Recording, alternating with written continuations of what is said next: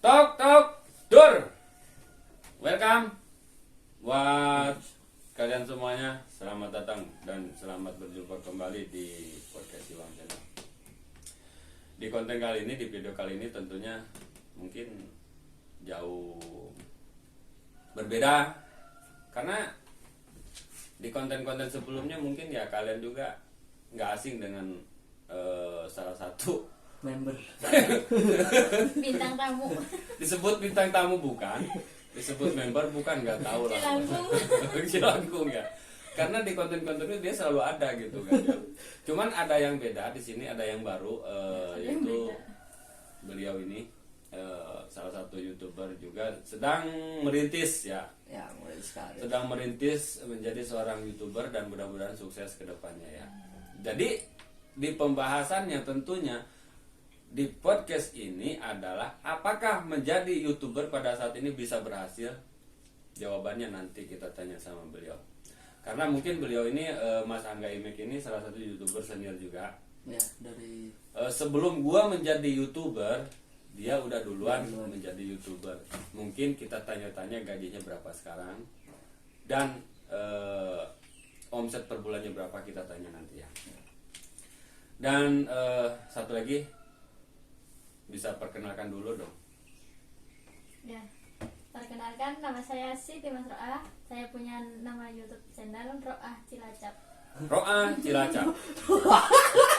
Kenapa tahu aja? enggak, kenapa harus pakai nama negara? Itu Gak bukan apa-apa, bukan cara negara, itu kan wilayah. Ya kan sama aja dia rasis dong. Jadi kayak kenapa dia nggak pakai Roah Indonesia, itu kan harusnya gitu. Nah itu kalau Indonesia negara pasti. Ini kan Roa Cilacap. Cilacap kan no wilayah, kabupaten. Mana ada negara awal benar. Nah jadi sekarang gua mau bertanya terhadap seorang YouTuber senior dulu, Oke. Mas Angga Imek ya. Jadi mulai sesuai judul ya. Ya, Apakah menjadi YouTuber pada saatnya bisa berhasil? Tolong dijawab dengan jelas. jadi kalau masalah jadi YouTuber itu bukan, itu tergantung konsep berhasilnya itu gimana, Pak. Jadi kalau aku sebagai YouTuber itu berhasil itu ketika kontenku disenangi orang. Iya. Beda dengan orang yang lain yang dia berhasil karena uang gitu, Pak. Wah, Iya. aku dapat duit. Itu bukan sebuah kepuasan, tapi kalau itu buat nilai tambah aja lah. Tapi kalau aku berhasil ngehibur orang, berhasil bikin orang seneng, atau berhasil orang itu, misal aku bikin konten, nah, si Mbak Siti ini suka dengan kontenku, itu udah bagiku udah berhasil. Oh gitu, udah berhasil gitu ya. Jadi intinya kan sebuah karya itu disenangi atau tidak itu tergantung dari orang juga kan yang menonton gitu kan. Terkadang kan seperti saat ini kan banyak konten-konten kreator yang sangat mungkin bagi yang suka, walaupun itu nggak bagus-bagus amat, tapi dia suka, akhirnya di like, di komen apa. Tapi konten-konten yang begitu bermanfaat, bermotivasi, dianggap seolah-olah karena apa? Jadi kalau menurut aku sih ya banyak seperti netizen zaman sekarang ini yang dilihat dulu tuh punya nama dulu. Ya, Walaupun kontennya nggak seberapa, tapi dia punya nama. bener. Tetap Bilangnya ditonton. bagus. Bener. Tapi kita istilahnya orang yang nggak punya nama, ya kan. Terus kita buat konten bagus nih, ngedit juga sampai 3 hari 3 malam, itu fakta kan, Ya. Betul. ya kan. Cenut. 3 hari 3 malam itu ngedit, sampainya diulik sebisa mungkin supaya hasilnya bagus. Tapi yang nge-view berapa? Dihitung jari, Benar. ya kan. Yang benar-benar nonton Gitu kan. Nah untuk Mbak Siti, motivasi ingin menjadi YouTuber, ingin apa? Supaya apa? Yang pertama saya pengen nantinya ada kenangan ataupun momen dimana kita baru-baru belajar sampai bisa. Karena sampai hari ini mungkin saya belum menemukan apa itu jadi diri saya, dan konten saya itu penujunya cocoknya di apa gitu. Oh, gitu. Saya juga masih Jadi masih mencari gitu ya. Iya, Dimana belum istilahnya kan cocoknya, dimana pasnya. Karena kita membuat sebuah karya tergantung basic kita kan, kemampuan kita, Iya. gitu kan. Kalau kita nggak mampu, buat apa dipaksakan? Betul. Berarti semampu kita kan, gitu. Jadi yang terpenting itu kan nggak menjadi beban. Kalau bisa itu jadikan hobi, kesukaan kita, jadikan akan berjalan dengan baik ke Benar. depan. karena kan kebanyakan orang menjadi YouTuber pertama yang dicari adalah cuan dong. Kalau saya pribadi nggak terpacu dengan uang ataupun penghasilannya. Yang penting kita senang melakukannya ataupun kita senang dengan kegiatan yang kita posting. Oh begitu. Nah jadi buat sahabat Siwang juga mungkin banyak saat-saat ini tentunya banyak orang ingin menjadi YouTuber, karena menjadi YouTuber itu tidak semudah yang kita bayangkan. Betul.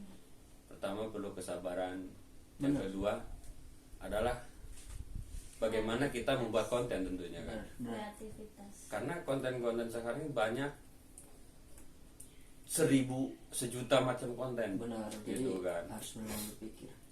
Apalagi sekarang ini kan sedang heboh tuh kan. Banyak konten kreator yang kayak instan, soal pamer duit, pamer itu sebenarnya ngerusak istilahnya konten-konten kreator yang di bawah loh. Bener itu. Ya kan? Iya. Algoritmanya jadi rusak, Bang. Nah itu. Nah sekarang buat lanjut ya buat Mas Angga, IMEG. Ya. Sekarang berapa gaji terbesar selama ini per bulan? Jadi kalau Apakah sudah dapat cuan apa belum? sudah sebenarnya, tapi kan karena sekarang lagi apa ya istilahnya pajaknya kan tinggi juga sih. Iya. Berapa persen sekarang pajaknya? Berapa ya? 10% ya. 10% ya. Oh ya. Terus Jadi penghasilannya ya sekitaran nggak nyampe 2 juta sih.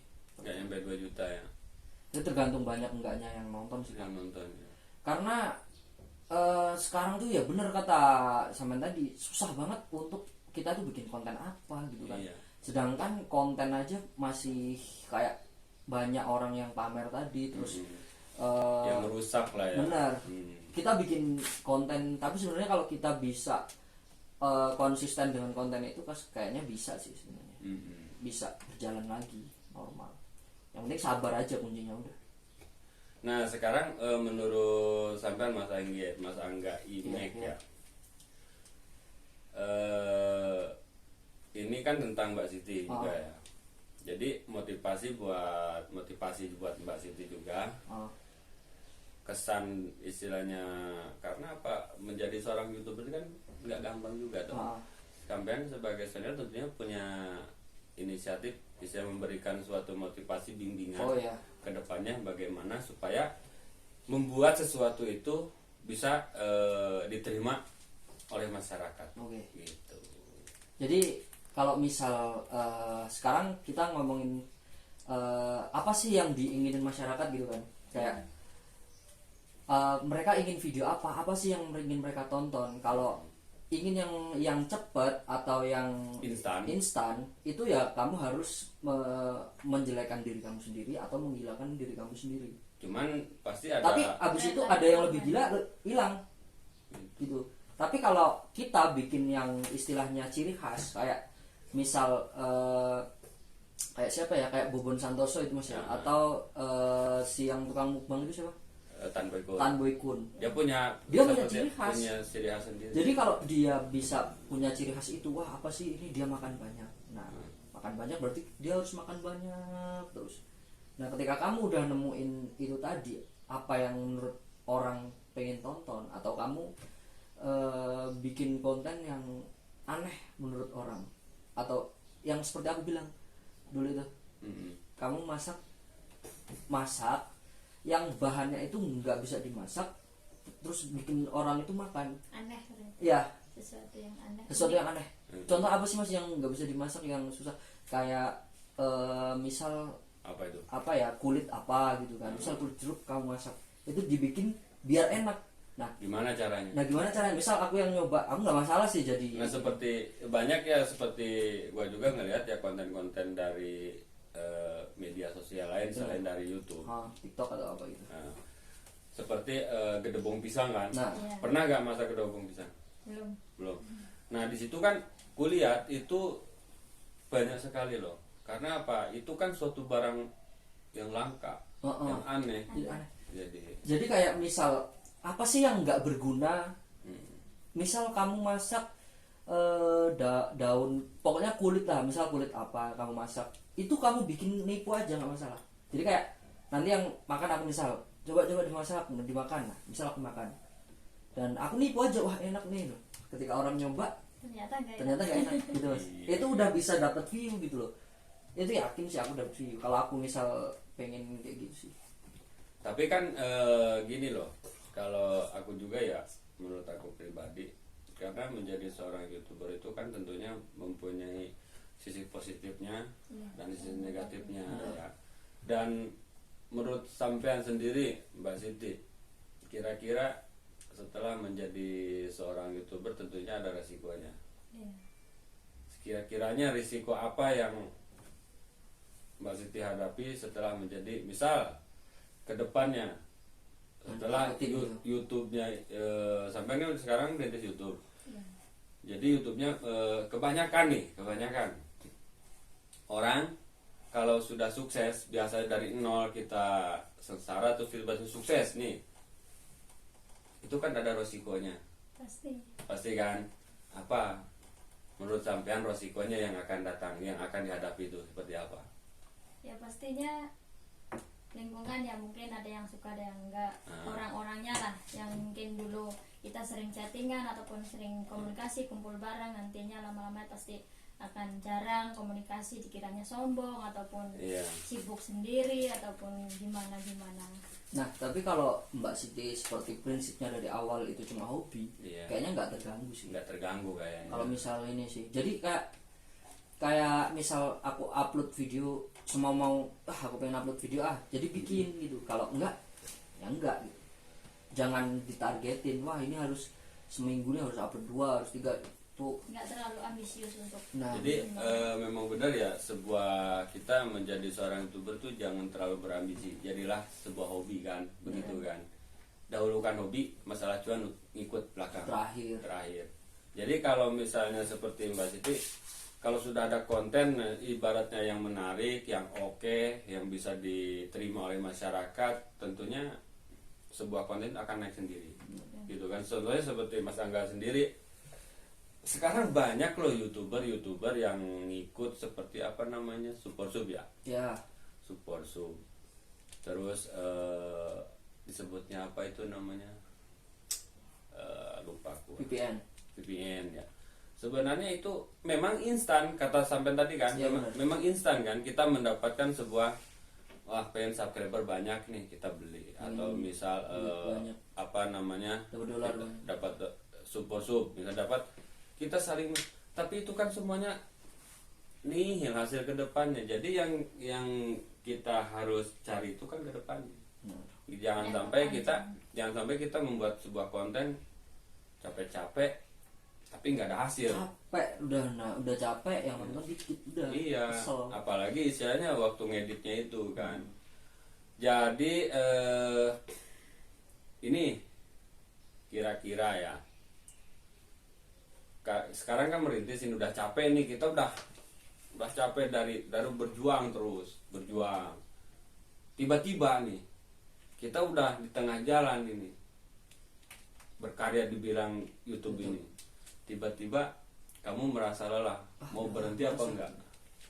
Kalau saya di saat kamu membuat konten nggak laku nih, udah capek bikin konten terus nggak laku, mau menyerah apa tidak? Kalau sendiri ya nggak usah menyerah lah, karena apa? Karena udah dari awal kan kita niatnya apa?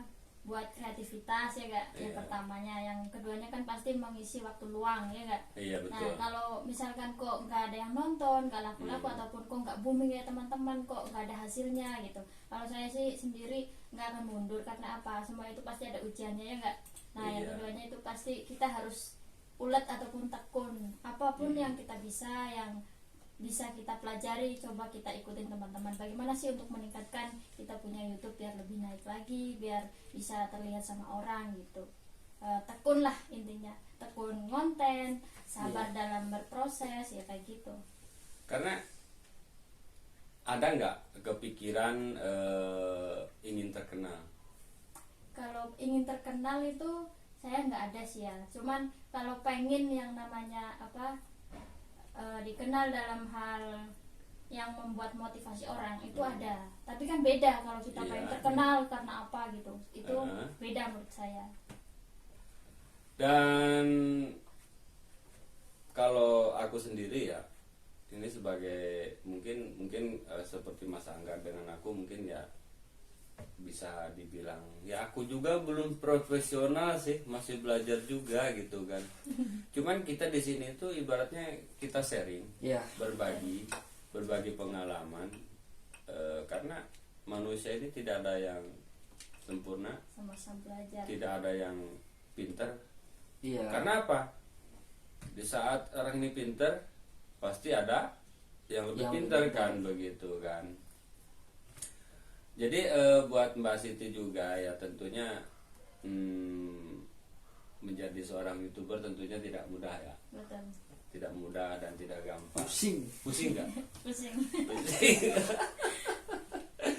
Iya, kadang kan ada orang yang ngomong pengen jadi YouTuber itu pengen dapat uang dengan hal yang gampang, udah dapat uang miliaran, padahal itu nggak ngelakuin apa-apa, padahal dia nggak tahu prosesnya jadi YouTuber itu gimana. Ya nggak? Kan gini loh, seperti kita buat konten, tiba-tiba ada yang komen, alah katanya konten nggak jelas katanya. Iya, banyak Sakit ada. nggak? Sakit nggak? nggak Sakit bermanfaat. lah. Mungkin dia belum pernah ngerasain ngedit ataupun berpikir kontennya mau gimana, ya nggak? Iya memang sih kalau kita menjadi seorang YouTuber itu Gini loh. yang nggak punya nama itu susah Nah, guys. kalau nge-YouTube itu kalau misal kita dengerin orang lain ya susah sih. Memang sih. Jadi misal ya udah jalanin aja. Soalnya kalau kita nanti sukses, ya orang yang ngomongin itu ya pasti ini Apa? diem dia mas. Dia bakal kayak wah nggak berani ngungkit kata YouTube lagi gitu di depan kita.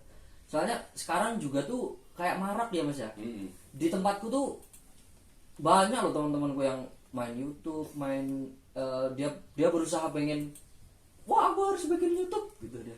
Apa gitu? Kenapa kalian baru sekarang gitu loh? Nggak dari dulu, setelah marak dulu kayak YouTuber itu dianggap orang gila mas dulu Iya. tuh.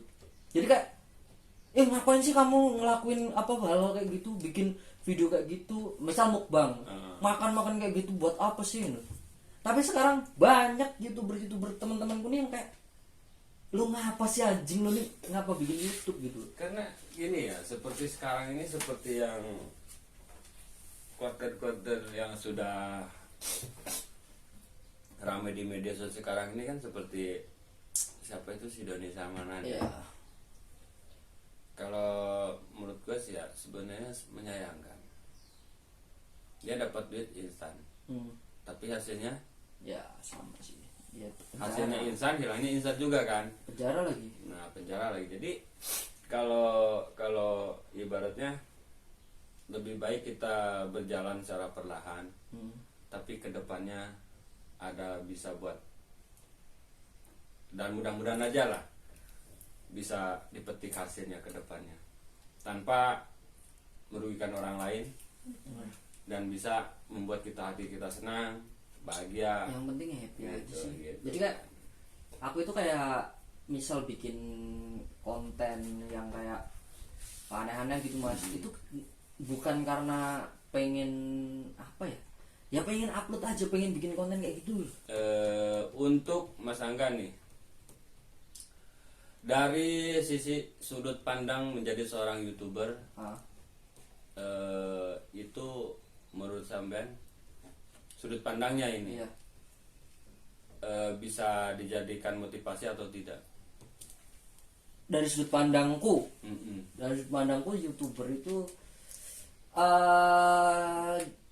bisa sih sebenarnya. Jadi kan kayak sekarang tuh banyak anak kecil yang wah aku cita-citanya pengen jadi YouTuber gitu. Iya.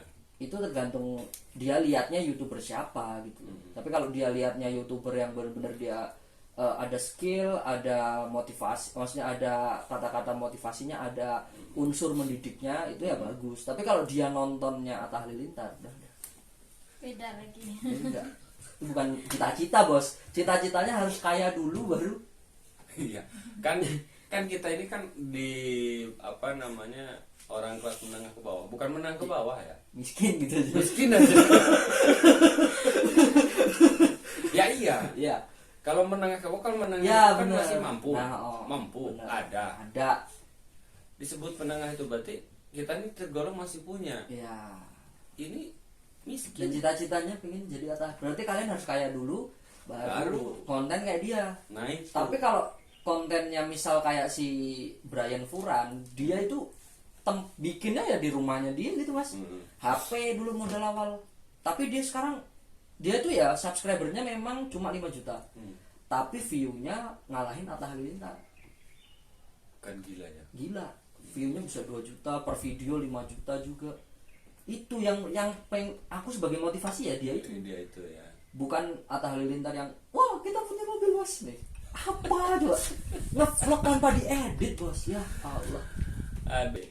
Nah makanya kan sebagai manusia itu kalau kita menilai orang dari sisi positifnya pasti bagus, ya kan? Tapi kalau menilai orang dari sisi negatifnya udah. Jadi bawaannya terhadap orang itu berburuk sangka terus. Bener. Jadi nggak ada bagusnya. Sebagus apapun, sebaik apapun orang melakukan sesuatu pasti buruk. Kalau dilihat dari segi negatif, ya kan? Gitu. Nah, jadi untuk selanjutnya mungkin ya karena waktu juga ya udah lama juga ya. Ini kalau sudah sukses nih, ini terakhir nih, ya. Ya. Banyak orang kalau sudah sukses ini ibarat dari nol udah lewat ya. Kita udah sukses, udah meraup cuan yang banyak. Setelah kita mempunyai uang yang cukup, apakah mau berhenti atau tidak? Jadi YouTuber.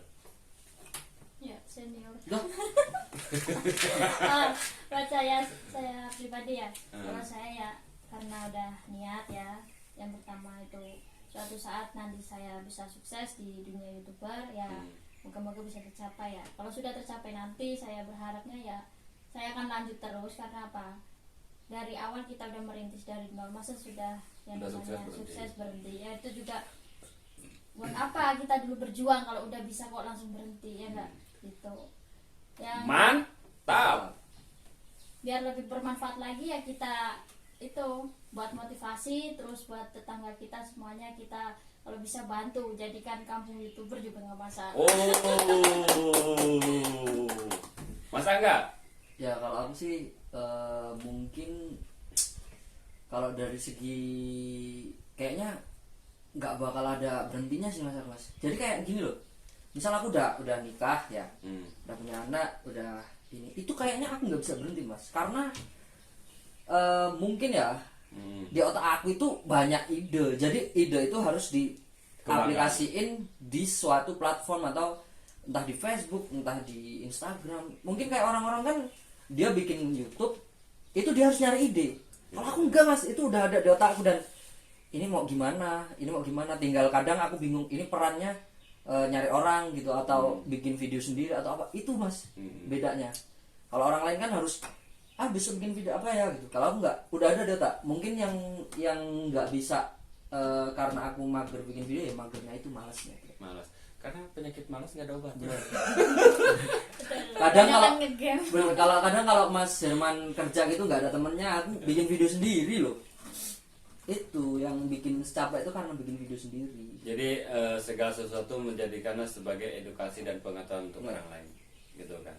Sejelek apapun karya kita harus bangga, karena sebuah karya itu adalah hasil dari tangan kita.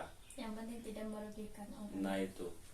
Jadi jangan sampai kita setelah kaya lalu lupa daratan. Apa disebut sudah kaya lupa daratan? Kita udah sukses, udah banyak duit, lalu lupa sama yang di bawah. Maling kundang. Maling kundang beda. Dia sukses pak. Maling kundang Lupa tuh, sama maknya. itu kan keluarga. Ya kan sama aja dia lupa. Maknya lah ya. Enggak lah. Ada jawab kayak Ya kan makan segalanya. Ya. yang udah ngedoain. Ya bener. Maling kundang itu kan Itu durhaka sama orang ya tua. kan sama pak. Ini kan buat orang lain. Lah kan doa orang tua pertama ya kamu misal main kondang youtuber. Nah habis itu dia sukses karena orang tua doain terus. Di situ wah berarti siapa namanya Atta Halilintar jadi main kondang. Bangsat. Bukan gua yang ngomong, dia nih yang ngomong ya. Nah, kan cuma di balik kondang mas, Main kondang. nggak harus jadi batu. Aduh, Gusti ya. Nah, mungkin udah waktu selesai. Ya udah. Oke guys, karena waktu juga, ya karena kalau tentang membahas tentang duit ya, Duit nggak sampai habis. mati pun gak bakal habisnya. Karena duit itu segalanya, gitu kan. Jadi apa-apa perlu duit, apa-apa perlu duit. Mati pun pakai duit, gitu kan. Mau apa kencing pakai duit, apa-apa pakai duit. Jadi pembahasan tentang ini masalah duit dan nggak ada selesainya. Oke, terima kasih buat kalian semua yang sudah nonton. Ya, jangan lupa di subscribe channelnya Roh Cilacap. Roh Cilacap. Enggak ada. Ya nggak ada ya, di blacklist dulu. Enggak ada di backlist. Masih ada tapi Masih ada ya. Oke, terima kasih. Sampai jumpa di lain waktu dan di kesempatan yang sama tentunya di meja ini, tentunya bersama gua di Siwang Channel. Bye bye. wah. Nanti malam kan